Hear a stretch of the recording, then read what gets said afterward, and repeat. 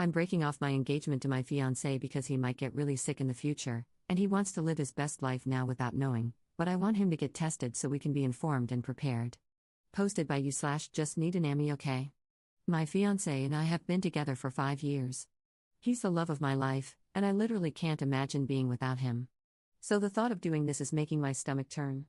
He was adopted, and neither he nor his parents knew much about his medical history. A few weeks ago, he met his biological brother for the first time and found out that his birth father had passed away from Huntington's disease.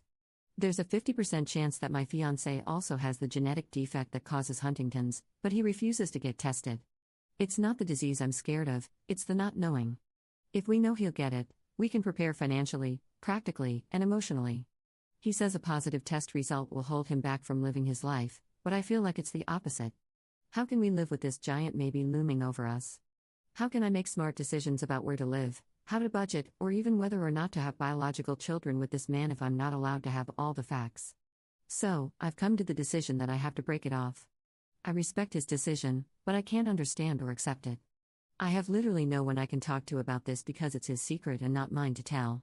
Top/relevant comments. Additional info from Op. I have to go to work now, but I'll try to continue responding throughout the day, especially to the comments that exactly mirror the dissenting voice in my head. I just want to clarify a few things up here. I would not leave him if he tested positive for the defect. I would not leave him if he got sick.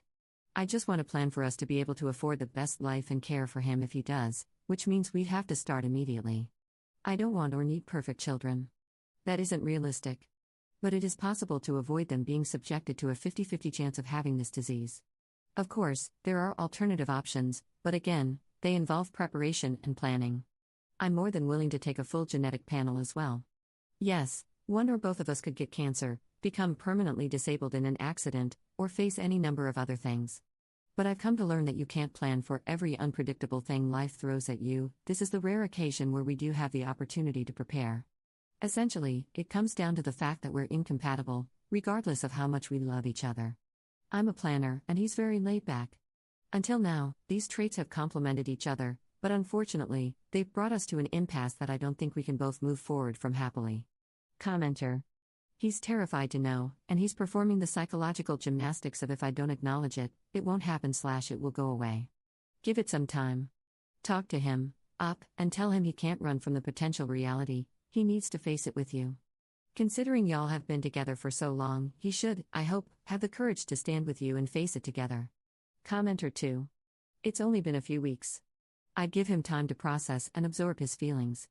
Yes, a bad test result can very much affect one's outlook on life, and he'd be the one dealing with it. I know you're there to support him if he got sick, but in the end, he's the one who would be suffering from the disease. It's not the same. Tying your future to someone else definitely pulls you into things you'd rather avoid, so I understand your desire to plan and prepare for what you can, so you can better handle what you don't know and can't control.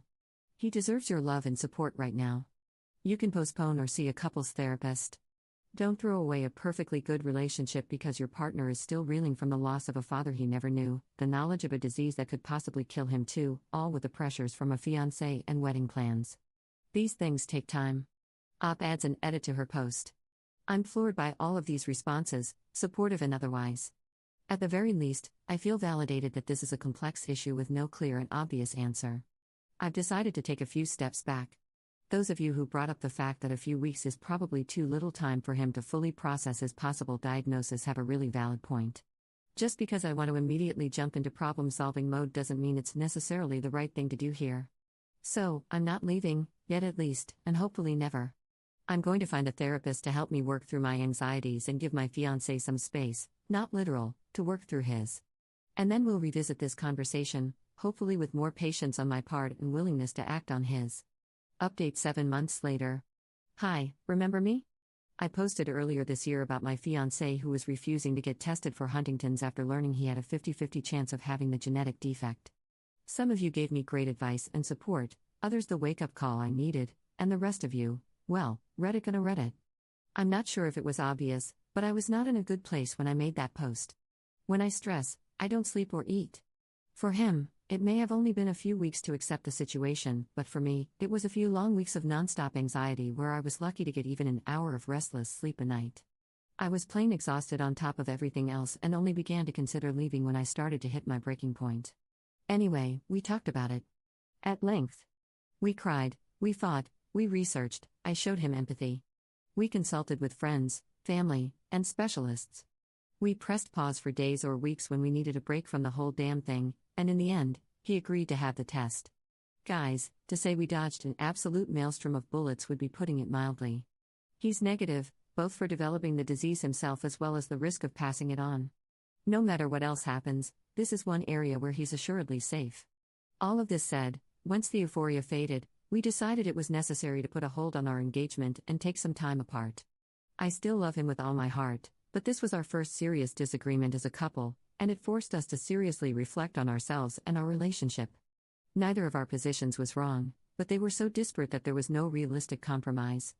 I've spent the last few months traveling abroad, and other than a few texts, we haven't spoken much. But I'm home now, and we have our second first date tonight. Wish me luck. _relevant comments. Additional info from Op. I mentioned this a million times in my first post, but here goes again. I had no plans to leave if he tested positive. I just needed to know so that we could plan our lives accordingly. We decided together to take a break.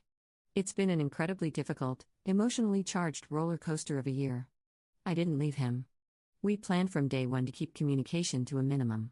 It was difficult.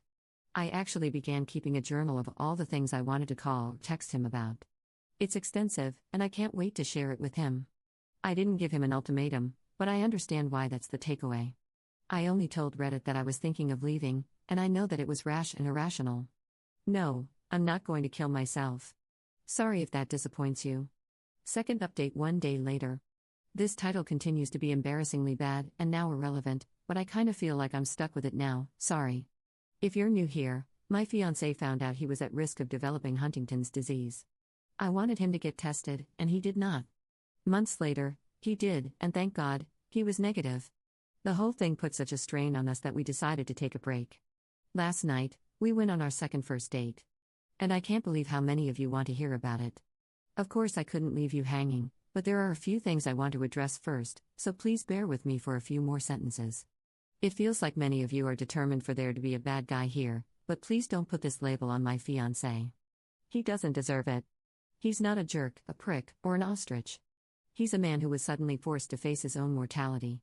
He had a very human response, and I didn't make it any easier on him during those first few weeks. On that note, it's great that so many of you guys always react perfectly to every tough situation life throws at you.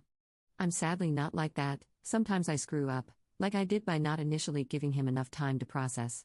But I owned up to that, took several steps back, and he forgave me.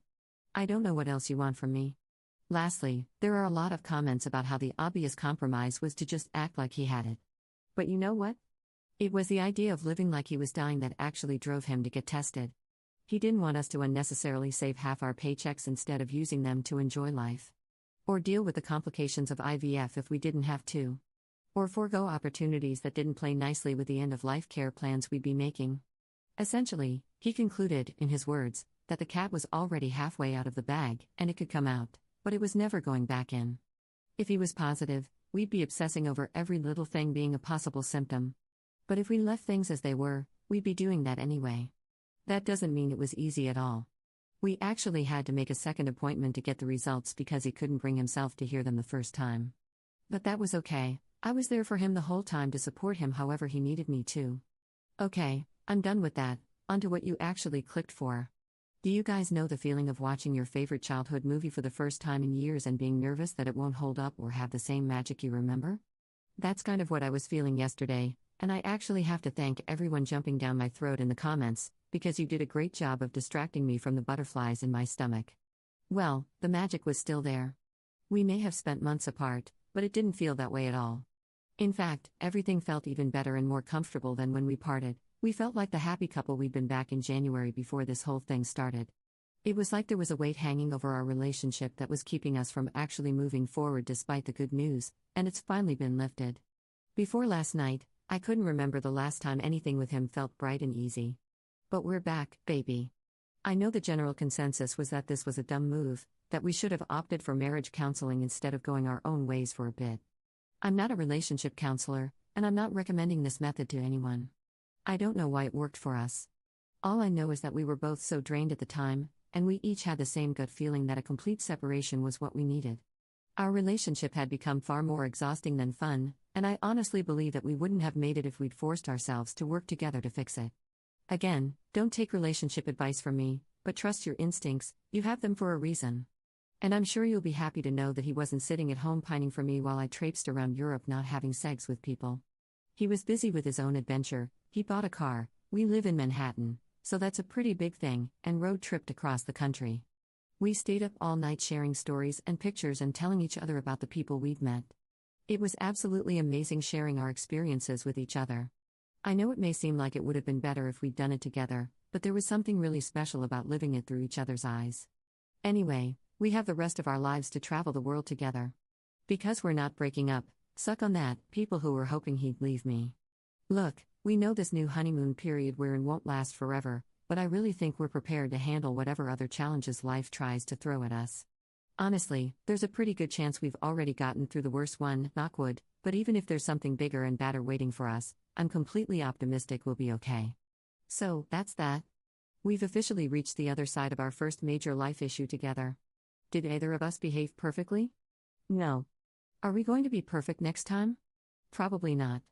Are we 100% committed to combining our completely opposite ways of dealing with crises into a superpower designed to crush conflict like a 90s cartoon? Absolutely. Thanks for listening to my story, everyone. Roll credits. Top/relevant comments. Commenter. So happy for this update. I was rooting for y'all. I'm so sorry for all the hate you got. I think your position was reasonable, and I understood his as well. Most people who were talking crap have never experienced anything close to what y'all did. So glad it made you stronger. Ops response. Thank you. I think most of the people giving me hate don't know much about Huntington's disease. It's kind of in a league of its own as far as diseases are concerned.